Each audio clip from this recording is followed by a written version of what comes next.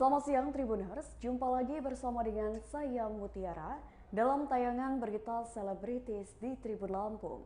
Kami akan menyajikan informasi menarik dan terupdate seputar selebritis tanah air untuk Anda.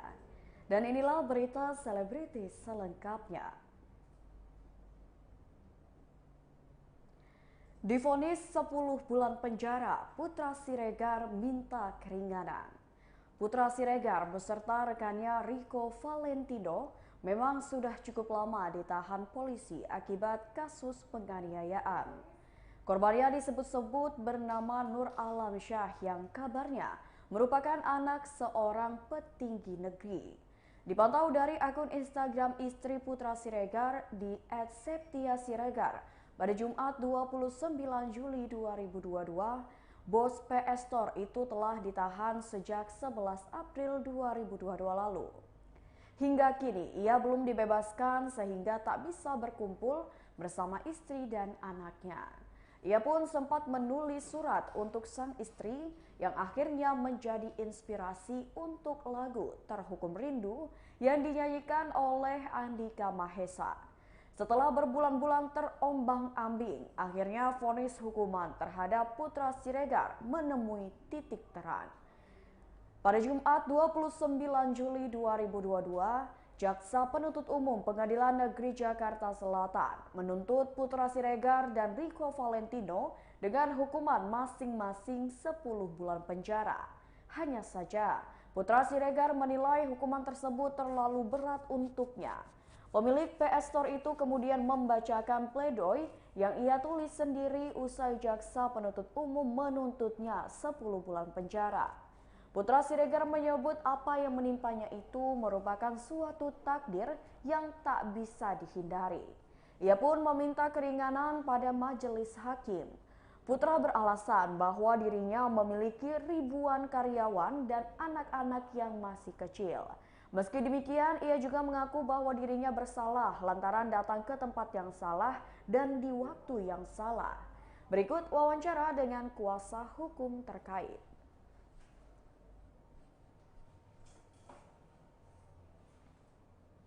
KUH pidana pengeroyokan sehingga masing-masing dituntut selama 10 bulan tahanan. Nah, dalam kesempatan tersebut para terdakwa juga menyampaikan pembelaan diri yang pada prinsipnya menyadari kekeliruannya dan meminta hukuman seringan-ringannya. Nah, selepas itu kami penuntut umum diberi kesempatan untuk menyampaikan sanggahan bentuk pembelaan dan kami sampaikan secara lisan.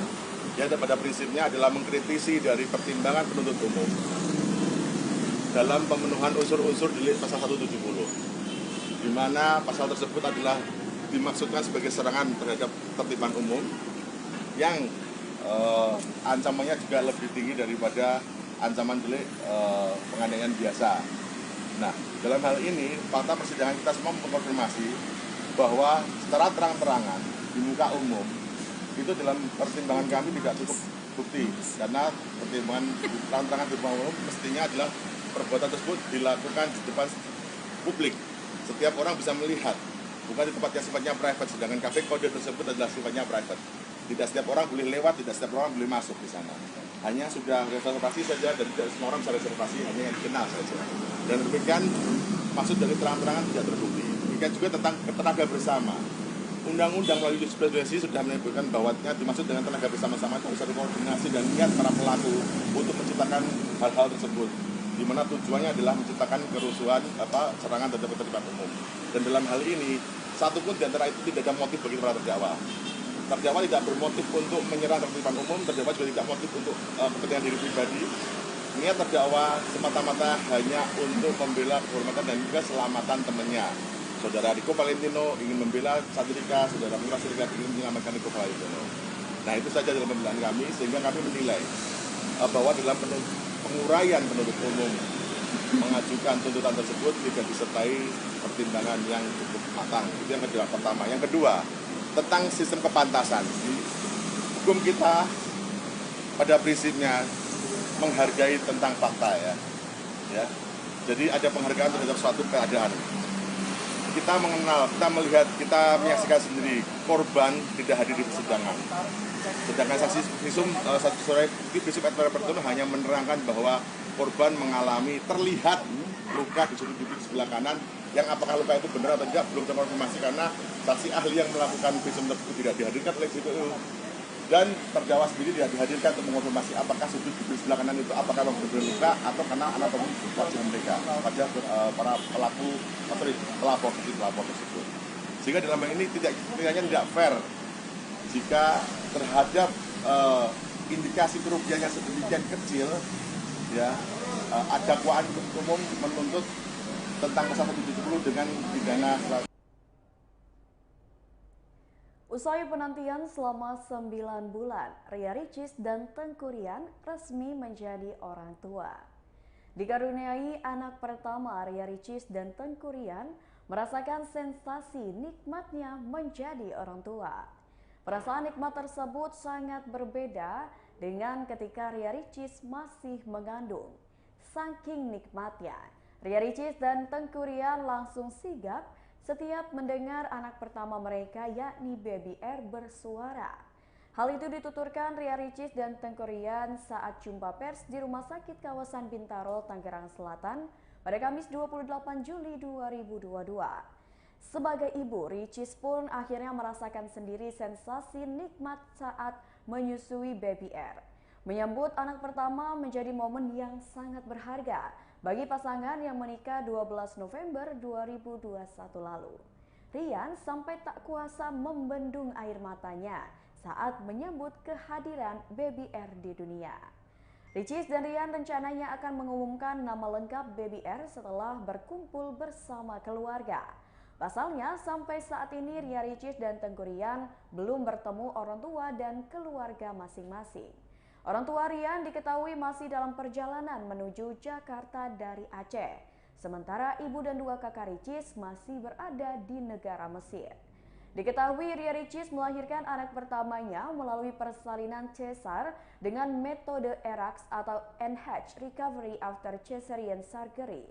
Anak pertama Ria Ricis dan Tengku Ryan yang berjenis kelamin perempuan itu lahir dengan berat badan 2,5 kg dan panjang 46 cm pada Selasa 26 Juli 2022 pada pukul 8:26 waktu Indonesia Barat. Berikut wawancara dengan Ricis dan suami. Tapi aku minta yang lokal, baju-baju lokal. Jadi aku tuh kalau misalnya sama suami jalan-jalan kemana, belinya bukan yang brand di mana-mana ada, belinya yang benar-benar buatan negara itu, buatan kota itu yang lokal aja. Tapi nggak tahu tuh dibeliin apa. Udah terima endorse belum sih bayinya? Iya, belum sih, karena memang udah tadi foto. Udah ya. Foto. Enggak sih belum. Tapi tadi udah foto doang satu. Tapi insya Allah bayi kita sampai sekarang kita nggak ada niatan mau bikin sosial media. Instagram kita nggak buatin dulu.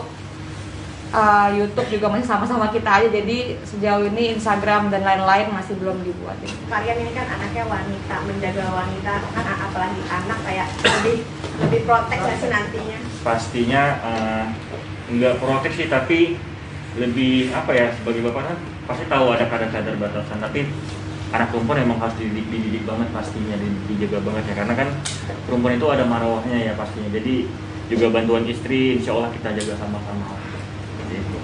Pertimbangan sendiri udah terima endorse buat bayi yang baru lahir, kenapa Kak Ricis? Belum sih, sebenarnya itu emang udah kerja sama dari lama, karena kan sepaket sama yang waktu hamil juga, dan alhamdulillah rezekinya anak juga. Kemarin juga waktu vlog trending juga, alhamdulillah. Jadi memang kita percaya setiap orang punya rezekinya masing-masing. Suami ada rezekinya, kita ada rezekinya, penonton ada rezekinya, anak juga punya rezekinya. Jadi bukan kita yang cari yuk buat anak, cari ini enggak. Jadi emang kita percaya Allah memberikan rezeki kepada kita masing-masing. Ricis ngurangin kegiatan nggak nih?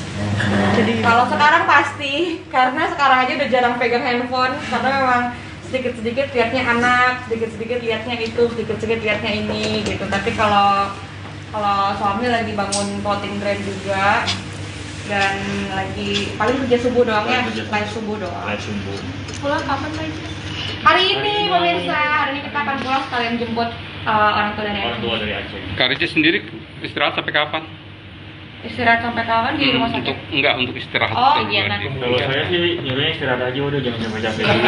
Pokoknya capek dulu sih.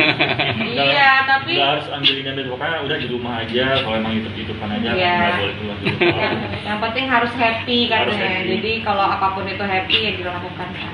Berarti dari hamil sampai sekarang lahiran sampai hari ini, dari proses itu ada nggak yang merasa, kan tentu di kepala terencana ya gitu ya, ada nggak yang merasa kekurangan apa yang kurang kalau misalnya ada?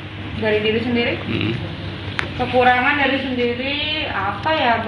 Sebenarnya mungkin masih pasti banyak banget, cuman aku nggak fokusin ke kekurangan karena itu akan bikin stres, akan bikin aduh kok aku nggak bisa ya, kok aku gini ya, kasihan anak aku juga, kasihan asinya juga, jadi aku nggak terlalu mikirin ke hal negatif sih. Suami juga selalu bilang harus pikir positif, makan apa aja yang baik yang kamu mau biar asinya bagus, anaknya sehat gitu. Lebih pada bersyukur ya. Iya, jadi bersyukur aja. Jadi insecure cuman cukup di hari menyusui pertama karena masih kaget asinya belum keluar, tapi ternyata Allah ngasih rezeki di kemarin malam, alhamdulillah langsung deres. Luar biasa, langsung happy lagi. Ada perubahan nggak sih dari Cis yang biasanya kan pecicilan apa segala macam, sekarang kita punya depannya anak nih. jadi deh gitu. Gimana ya, kalau Sama aja. aku sih nggak, kalau bisa jangan sampai berubah dong, harus tetap spirit, tetap semangat, pokoknya tetap kayak dulu nggak apa-apa, yang penting kan ada batasannya ya. Iya. Aku nggak pernah mau kalau istriku berubah jadi yang mungkin agak keibuan, aku mau tetap gaul dan seru. tetap harus itu, nggak boleh berubah. Paling ini karena Deme karena lagi nahan bekas, Nahan bekas ini aja, bekas apa, sesar sama bekas rahim yang mengecil kan agak nyeri, jadi paling susah geraknya karena itu doang. Terus kalau udah hilang semuanya juga, ayo deh kemana lagi kita ya? Pokoknya udah niatan tuh abis ini tak kemana. Iya udah diajak-ajak kemana-mana deh adiknya. Ponakan-ponakan udah ketemu sama Dede? Ponakan udah kemarin, alhamdulillah Khadijah udah sampai bikin lucunya banget, masih Oh ya sampai palanya digini-gini. digini-giniin ya mau Oh, dijahit. lucu banget pokoknya, dia gemes banget sama si kecil, alhamdulillah. Dan dibawain gambar lucu banget. Iya, dikasih bunga juga, dikasih gambar tulisan tangan, I love Papayan, Ibu Icis, Baby R gitu-gitu. Jadi alhamdulillah tetap dapat perhatian, support dari keluarga terdekat. Alhamdulillah. Ada tadi ini kayaknya langsung sini. Ih, kata siapa? Sebelum lahiran 59. Barusan nimbang 58.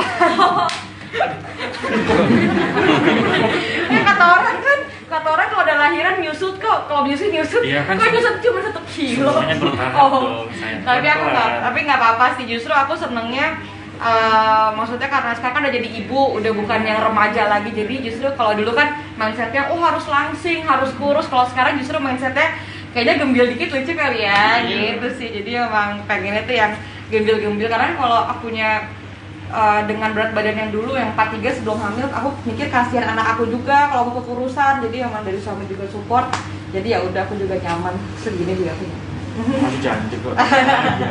Ada target punya momongan berapa banyak sih? Kalau itu kita nggak bisa nentuin ya, karena itu kan semua juga dari Allah SWT yang beri ya. Yang pasti kalau keinginan kita tuh mungkin sekitar 4-5 tahun ke depan ya, karena nggak mau jarak yang terlalu dekat juga gitu. Terus itu semua sih kembali ke istri ya, karena kan yang ngandung istri, yang lahir juga istri. Jadi atas kemauan istri lah pokoknya biasanya. Insya Allah. Insya Allah. Pengen cepat-cepat dapat laki juga tuh. Nggak terlalu mengajar sih, yang penting gini, yang penting kalau menurut saya sih si adik yang pertama ini dapat dulu kasih sayang kita, pelukan hangat dulu sih kalau emang udah agak gede gitu. Yang penting nggak kurang kasih sayang. Iya. Dari sebelum melahirkan mungkin sudah ada obrolan belum sih, meskipun kalian nanti sudah punya anak, kalian tuh harus quality time tetap berdua atau jalan-jalan berdua, sudah ada pembicaraan? Niatan sebelum lahir kemarin ada ya, pinginnya kita nanti jalan-jalan berdua dulu, karena kan kemarin belum sempet ini ya pacarannya kan setelah nikah, dan alhamdulillah langsung diberi rezeki sama Allah. Jadi niatannya mungkin nanti kalau mungkin Udah gedean dikit anaknya, pacaran dulu. Iya. Kemana Jalan juga? dulu. Belum tahu Belum sih, tahu. tapi pengennya emang udah dibahas dari sebelum lahiran. Udah perjanjian nanti kita pacaran dulu yuk berdua, karena kan kemarin kan pacarannya udah. Berita selanjutnya datang dari artis Angelina Sondag sedang dekat dengan seorang pria. Angelina Sondag mulai tampil di depan publik setelah dibebaskan dari penjara terkait kasus korupsi. Angelina Sondak banyak menghabiskan waktunya bersama Keanu Masaid. Keanu Masaid adalah anak sematawayang Angelina Sondak dari pernikahannya bersama mendiang Aji Masaid. Angelina Sondak bahkan mulai membuka hatinya setelah ditinggalkan selamanya oleh Aji Masaid pada 10 tahun silam. Keanu Masaid menyebutkan ibunya kini sedang dekat dengan seorang pria mapan. Keanu Masaid memberi izin ibunya untuk memiliki pendamping baru. Ketika Keanu Masaid ingin menyebutkan identitas pria yang dengan ibunya, Angelina Sondak kemudian menarik tangan anaknya dan pergi menjauh dari wartawan. Berikut wawancara dengan Angelina Sondak. Bagaimana? Oke, Kenji, gimana kabarnya nih? Alhamdulillah. Kesibukannya apa nih belakangan ini? Kesibukannya nemenin Keanu, nganterin Keanu ke sekolah, tapi habis itu sekolahnya offline lagi ya. Online sekarang ya, karena COVID, semuanya kena COVID di sekolah aku. Ya, jadi karena di sekolahnya Keanu ada regulasi untuk online lagi, jadi aku nganter Keanu 2 hari aja, langsung di online lagi. Reaksi pertama nganter Keanu sekolah apa nih? Hektik ya Allah. Di dalam kan memang bangunnya kita sholat subuh begitu, waktu itu kita nggak ada kegiatan. Nah sekarang tiba-tiba Keanu sekolah, aku jadi yang ngatur kesana kesini gitu, mas sarapan ya kan. Terus itu kan aku belum bisa memprediksi berapa lama dari rumah ke sekolah ya. Terus kira Keanu tuh yang agak bawel gitu. Iya benar, soalnya mami kan belum wake up, belum hal-hal lain, jadi agak lama gitu. Keanu pertama kali sekolah diantar mama. Mama gimana?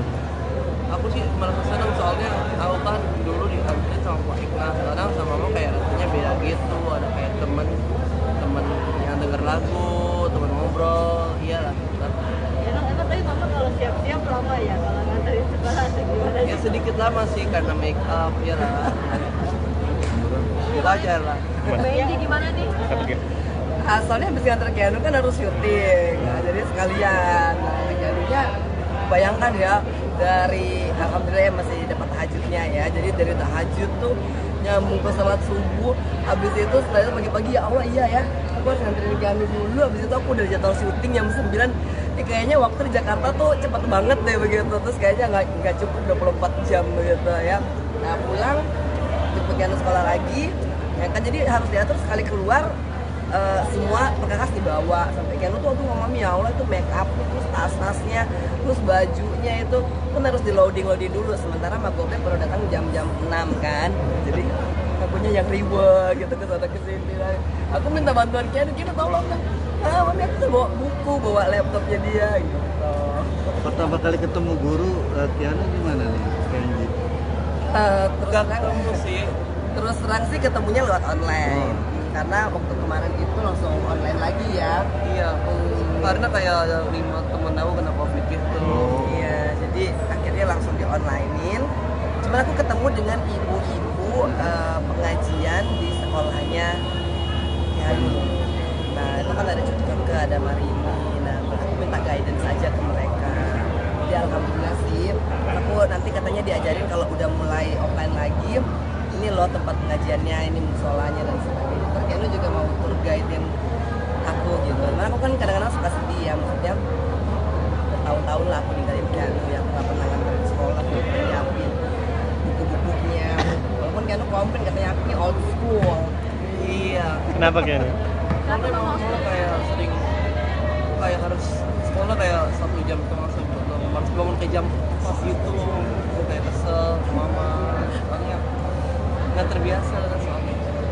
Sekarang ada tatapnya buat sholat subuh ya kan.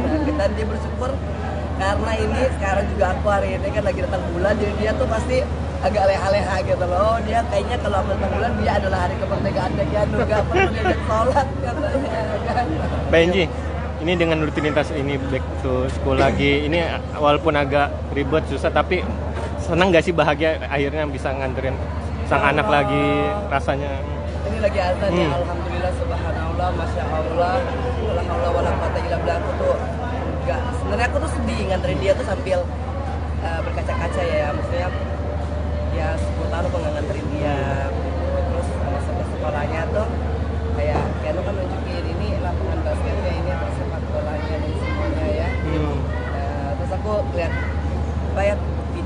masih kecil. Terus kita lihat Keanu yang lagi ini ya, Iya, yang bercanda di sekolah. Iya, yang berada di sekolah, terus yang diantarin Pak Ikna, ya Allah. Dan aku nggak mau nangis lagi sih, cuman aku ada sedikit ya penyesalan. Harusnya aku nggak begini gitu. Dan ini Keanu udah mulai memahami ini gitu ya. Iya. Kayaknya postur tubuh Keanu ini makin besar nih. Iya, bahkan Kenji kayaknya mau sendiri balap nih. hampir kalah tingginya nih. Gimana? Itu dia, aku benar-benar takjub dengan perkembangan Keanu. Tapi begini-begini umurnya masih 12 tahun ya. Jadi kakak-kakaknya bilang, aduh you look so big, tapi you're still a baby gitu. Dan semua kakak-kakaknya aku sama dia kan sayang banget sama dia, suka dibersihin. Katanya, Keanu ayo dong kamu mendingan jadi kecil lagi deh. Benji, kalau untuk masalah bakat gimana nih? Sudah terlihat belum Keanu nih? Bakat dari Kenji? Keanu sih speech and art-nya bagus ya, artinya dia punya orasi yang baik gitu. Mudah-mudahan sih yang bisa piano ya, tapi dia lagi demen main piano ya. Terus sekarang lagi mau coba, karena aku bisa main gitar, Keanu juga. Berita selanjutnya datang dari artis cantik Marsha Timothy, ungkap susahnya perankan tokoh dalam film terbarunya. Marsha Timothy menjadi peran utama di film Noktah Merah Perkawinan dan ia memerankan sebagai Ambar.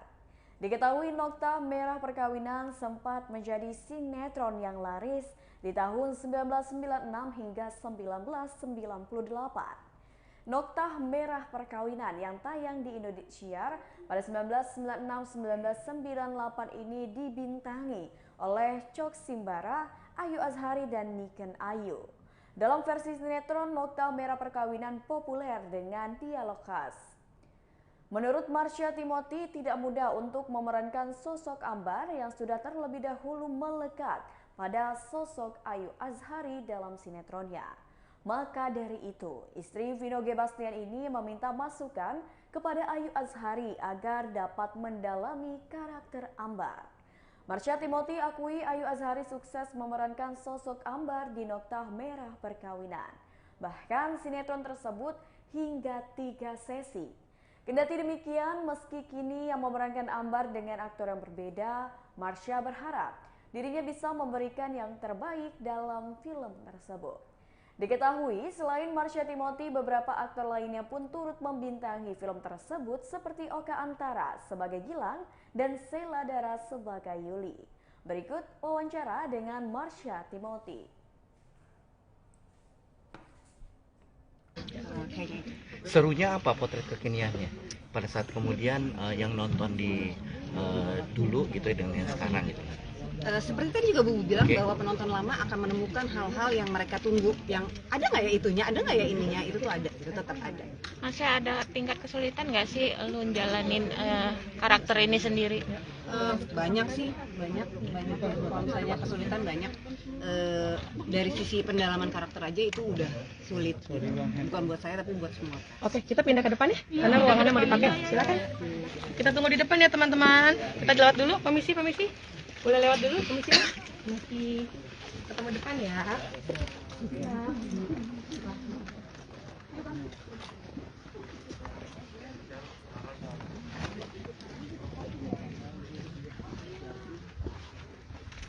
Ada bedanya dengan yang di sinetron gitu. Biar bagaimanapun, saya nggak nonton aja. Kalau untuk sosok Ambar sendiri sama nggak sih dengan sosok Ambar yang dulu sinetron ini? Yang setia. Kalau buat saya enggak. Apa yang membedakan di sini? Menurut saya setiap aktor akan membawakan karakternya berbeda-beda gitu. Dan memang pendekatan di skenario film ini memang ada bedanya dengan yang di sinetron gitu. Biar bagaimanapun nggak mungkin sama sih ketika serial dibuat film itu menjadi sama, skripnya kan pasti beda dan dibuat ke masa sekarang supaya orang yang sekarang zaman sekarang ini nonton juga nggak merasa distant, nggak merasa jauh dengan kehidupan orang-orang ini gitu. Jadi ada beberapa yang dirubah, tapi benang merahnya sama. Di sini kan juga ada Ayu Azhari juga main. Mungkin sempat ngobrol dulu kan Mbak Ayu juga main di sana. Iya. Diskusi juga. Sebenarnya lebih bercerita gitu. Bayu tuh nggak tipe yang juga menggurui dan memberi masukan-masukan tuh nggak gitu orangnya. Sangat humble, sangat menyenangkan. Justru saya banyak bertanya-tanya tentang behind the scene ketika membuat itu gitu. Bagaimana dia mendalami karakter Ambar sekian lama, sekian panjang. Itu sulit, itu berat saya tahu, dan dia mampu menjalankan itu sampai season berapa tadi? 3. Dan itu lama sekali, dan dia konsisten, dan buat saya itu luar biasa sekali. Oke, mungkin hal apa sih yang dipelajari dari sinetron ini? Kan di sini kan hampir semua pemainnya sudah menikah, dan ini kan benar-benar ceritanya soal rumah tangga. Dan itu mungkin ada yang relate kah dengan kehidupan nyata gitu, yang akhirnya jadi greget juga pas di kita syuting itu Sheila Dara belum menikah karena tahun 2020, jadi dia masih sangat tidak begitu belum di dalam pernikahan gitu. Kalau cerita tentang orang ketiga mungkin di dalam pernikahan itu banyak sekali kita dengar, banyak sekali kita lihat mungkin juga gitu. Tapi menurut saya sangat menarik di Noktah Merah ini karena sudut pandangnya bukan cuma dari sudut pandang Ambar, tapi juga ada sudut pandang dari Yulinar, dari yang karakternya diperankan Sheila Dara. Dan buat saya Noktah tidak melulu mengenai retaknya rumah tangga karena orang ketiga sih kalau buat saya. Banyak sekali yang bisa ditemukan ketika menonton film ini gitu, tentang bagaimana kita menghadapi masalah, tentang bagaimana kita ketika berada di dalam suatu hubungan, di dalam suatu rumah tangga gitu, dalam kehidupan, di sudut pandang orang tua, sudut pandang anak atau orang luar sekalipun gitu. Jadi menurut saya sih banyak banget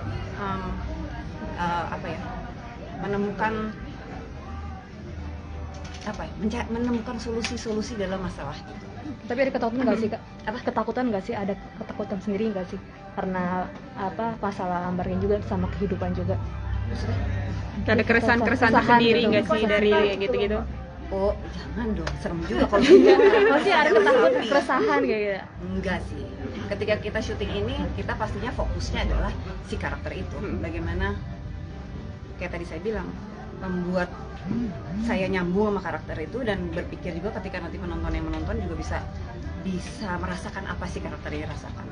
Tadi apa sih yang mau Kak Marsha sampaikan melalui Ambar sendiri, khususnya untuk mungkin istri-istri di luar sana gitu? Pesan apa sih yang mau Kak sebagai Ambar ya? Kalau setelah menjalani syuting, saya tuh belum nonton ya, ini tuh nggak boleh nonton saya tuh, jadi belum nonton. Soon. Oke, soon. Pesan mungkin bahwa yang utama itu tidak lain dan tidak bukan adalah komunikasi antara jika orang punya hubungan, tidak harus suami istri, persahabatan, pacar, dengan orang tua, dengan sekeliling kita, yang paling utama adalah komunikasi. Itu intinya. Memang mungkin kayaknya enggak sih ya, tapi it's true, memang cuma itu yang utama dan paling penting, karena komunikasi yang salah, komunikasi yang tidak lancar itu bisa mengacaukan segalanya. Oke, itu juga yang diterapkan dalam keluarga. Insya Allah. Tapi tadi sempat bilang kalau proses syuting karena saking. Berita selanjutnya datang dari Paula Verhoeven sedih usai baca komentar netizen perkara Citayam Fashion Week. Usai melepas pendaftaran hak kekayaan intelektual atau HAKI Citayam Fashion Week, Baim Wong sebut bahwa sang istri yakni Paula Verhoeven merasa sedih. Namun meski merasakan sedih, Paula Verhoeven tidak menunjukkan kesedihannya di depan banyak orang. Bukan hanya lantaran gagal menggelar Citayam Fashion Show. Kesedihan Paula Verhoeven makin bertambah dikarenakan membaca komentar netizen. Padahal sebagai suami, Baim sudah mewanti-wanti istrinya agar tidak membaca komentar netizen, apalagi yang bermaksud mencaci maki. Melihat tingkah Paula yang kekeh membaca komentar netizen, Baim pun tak bisa berbuat apa-apa. Bertolak belakang dengan Paula, pemain film bebas ini justru tegas ogah membaca komentar netizen. Bahkan imbauan Gubernur Jawa Barat Ridwan Kamil di media sosial